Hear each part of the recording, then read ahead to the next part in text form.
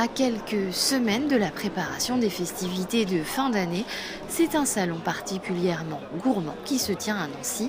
Le Salon des plaisirs culinaires revient avec ses vins, sa gastronomie et son chocolat, avec 70 exposants venus de tous les horizons pour faire découvrir et partager de nombreux produits du terroir.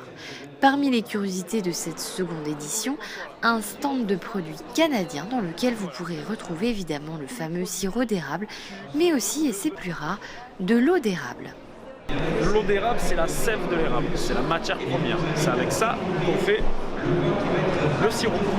40 litres d'eau pour obtenir 1 litre de sirop. En fait, ça a des vertus principalement. C'est-à-dire que quand ça sort, ça ne contient que 2% de sucre, contrairement au sirop, où c'est quand c'est chauffé que vraiment le sucre se concentre. Ensuite, 1 litre d'eau équivaut à 4 portions de légumes. C'est très nutritif et plein d'oligo-éléments. C'est de l'eau végétale. En fait, vous pouvez jeûner avec ça sur une journée, ça vous apporte tout ce qu'il faut. C'est assez détox, on va dire.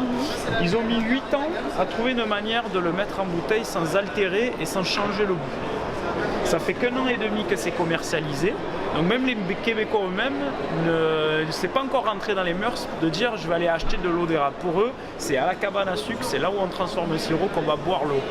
Donc c'est vraiment quelque chose de nouveau. Évidemment, une place importante est réservée aux produits français avec des exposants issus des 4 coins de l'Hexagone, comme par exemple un exposant venu tout droit de l'île de Beauté. Que du produit corse. Que ce soit du jambon, du sanglier, des brebis, du vin, des canestrelles, que ce soit du miel, des confitures, que des produits d'artisanat corse. Le Made in Lorraine n'est pas oublié et fin d'année oblige, vous aurez l'occasion de goûter un pain d'épices 100% lorrain et artisanal. Donc les purs miels, le pain d'épices figue noix qui va très bien avec un foie gras, le chocolat, pain d'épices au chocolat qui se déguste avec un café ou une petite crème anglaise au moment du dessert. Alors tout ça est produit à Lutzelbourg, donc par la dame que vous voyez sur les prospectus. Vous avez vu, voilà. Et cette dame avec son mari a créé la société il y a quelques années et ils travaillent d'arrache-pied pour à chaque fois mettre au point des recettes le plus naturelles possible. C'est-à-dire à chaque fois qu'on achète un produit chez nous, on fait un acte citoyen parce qu'on fait travailler une société française avec 5 salariés, enfin 5 personnes avec les patrons.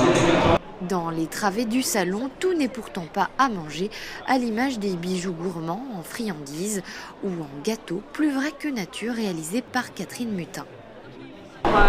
Ce sont des bijoux fabriqués à base de résine ou d'argile polymère. Donc c'est que des pièces uniques parce que je fabrique tout à la main. Et tout est en forme de gourmandise mais qui ne se mange pas. Voilà, c'est que pour le plaisir des yeux. À décliner sous forme de bonbons, de gâteaux, ou il y a des macarons, tout ce qui se mange est un petit peu sucré. J'ai même des hamburgers pour ceux qui préfèrent le salé. Fromage, vin, charcuterie, chocolat et autres mets gourmands, le salon des plaisirs culinaires se déroule jusqu'à dimanche soir dans le hall B du parc des expositions de Vendeuvre les Nancy. Ce qui est important, c'est français. C'est important pour la traçabilité des produits.